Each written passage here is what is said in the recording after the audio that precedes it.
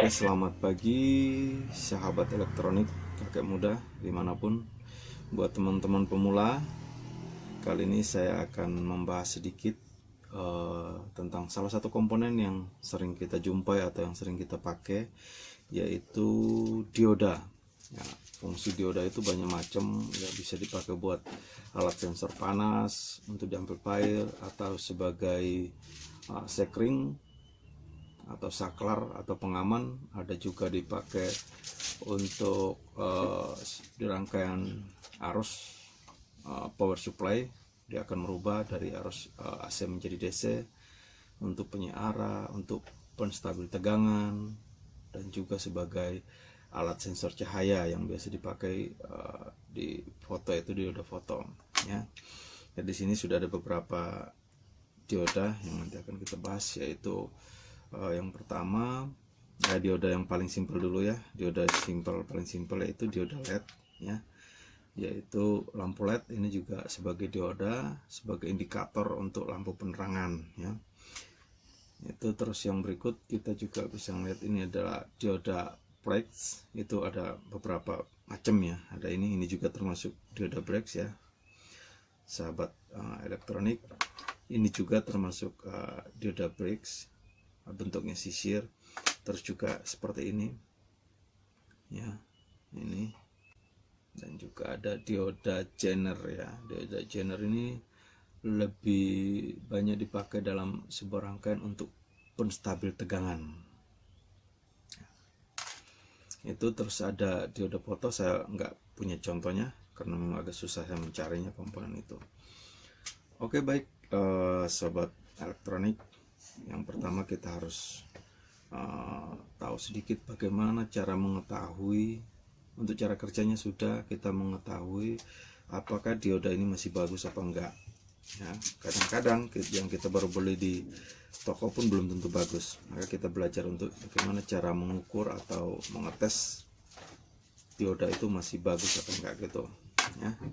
Caranya kita siapkan voltmeternya dengan set skala, bisa di X1 X10, tapi lebih praktis adalah kalau yang menggunakan ada menunya bus ya, paling bagus ada gambar dioda, menu bus dioda, pasti diodanya ya macam-macam. Ada yang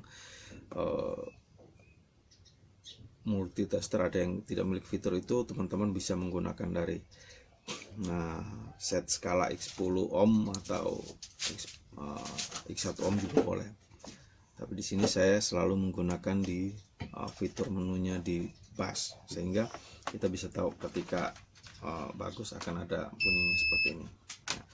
Jadi yang pertama yang perlu kita tes adalah, kalau untuk dioda LED memang kita tidak bisa menggunakan itu, hanya ada kita bisa langsung tahu bahwa di dioda LED itu ketika kita hubungkan antara anoda dan katode, itu LED-nya akan nyala ya.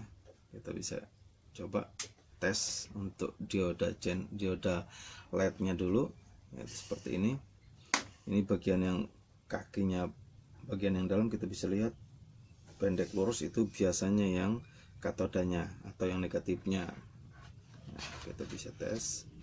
Begitu kita tempelkan seperti ini ya, ini masih bagus, nyala, ada bunyi bassnya juga dikit. Nah, ini berarti dioda LED ini masih bagus. Yang berikut adalah kita lihat yang paling sering dipakai adalah dioda breaks ini, karena untuk power supply, penyiar tegangan, dan di dalam rangkaian elektronik selalu kita jumpa. Oke, sahabat elektronik, ini sebenarnya ada dua dioda yang dibikin dalam satu komponen, tapi sebenarnya sudah ada dua dioda. Nah, kalau ini kan satu. Kenapa mesti harus ada dua dioda? Supaya menjadi satu tegangan, satu gelombang full. Kalau hanya satu itu sebenarnya baru setengah gelombang.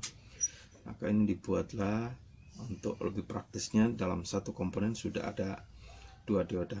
Jadi ini untuk S, ini sebenarnya modelnya seperti S ya. Ini lambang untuk menyuplai tegangan AC. Dia akan merubah menjadi DC dengan dua kutub, yaitu positif dan negatif. Nah, ini ada 4 kaki langsung karena dua dioda, sehingga ada 4. Ini kalau kita lihat adalah ini dioda untuk merubah dari tegangan AC menjadi positif, ini AC menjadi negatif, otomatis kita bisa tahu dong kutub atau kaki-kaki atau pin daripada dioda ini. Nah, di sini kalau di sininya menjadi positif, berarti di sini kutub anodanya, sehingga dia akan mengalirkan arus yang keluar itu sebagai arus positif. Cara tesnya gampang, kita tempelkan dulu di probe hitamnya di kaki AC, berarti ini anodanya, terus ini ke kaki tanda plus atau arus DC yang ngalir. Dia harus, kalau bagus dia harus bunyi ya seperti ini. Kita coba balik. Nah, problem merahnya yang ada di anodanya seharusnya tidak bunyi kalau masih bagus ya, tidak bunyi, berarti dioda ini masih bagus sebelah sini. Kadang-kadang kita jumpai satu ini sebelahnya masih bagus tapi sebelahnya rusak, jadi jangan lupa mengukur kedua-duanya ya. Kita tes lagi untuk yang di kutub katodanya. Tadi anodanya udah bagus, sekarang yang berikut untuk di katodanya, berarti arus yang dialirkan adalah dari AC menjadi DC negatif. Oleh karena itu problem merahnya kita taruh di kutub sini, kaki sini yang untuk masuknya arus AC, dan probe hitamnya ada di kutub untuk keluaran arus DC. Harusnya kalau dioda ini masih bagus harusnya dia bunyi ya. Sekarang kita coba balik ya, kita akan balik apakah dia masih bunyi apa enggak. Kalau masih bunyi berarti udah rusak atau short, seharusnya dia tidak bunyi ya. Sobat elektronik, berarti dioda ini masih bagus. Yang berikut adalah dioda BRIX yang berbentuk sisir. Ini juga sering kita jumpai ya, namun ini ampernya sangat terbatas ya. Kalau ini sekitar 8 amperan aja gitu ya. Ini juga sama, dalam satu komponen ini sudah ada dua dioda yang di dalam. Ada dioda yang mengalirkan ke katoda, dari katoda ke anoda, dan dari anoda ke katoda. Oleh karena itu kita bisa, cara yang paling gampang kita lihat, ini ada lambang seperti huruf S, ini untuk kaki input dari arus AC, terus ke sini positif, berarti ini kaki anodanya, yang ini berbentuk seperti AC, ke sininya negatif, berarti ini katodanya. Cara ngetesnya gampang, katoda kita, kalau di katoda berarti negatif, anoda berarti positif, mengalirkan arus positif, berarti kita taruh dulu yang sini, terus di problem merahnya di tanda plusnya, harusnya bunyi kalau masih bagus ya. Sekarang coba kita balik, harusnya tidak bunyi, kalau udah bunyi berarti rusak ya, berarti ini masih bagus untuk di kutub anodanya. Sekarang kita lanjutkan ke kutub katodanya ya. Di kutub katodanya ini berarti dia mengalirkan arus negatif, berarti problem merahnya yang kita taruh di input untuk arus AC, dan hitamnya kita taruh di minnya, seharusnya dia bunyi kalau masih bagus ya.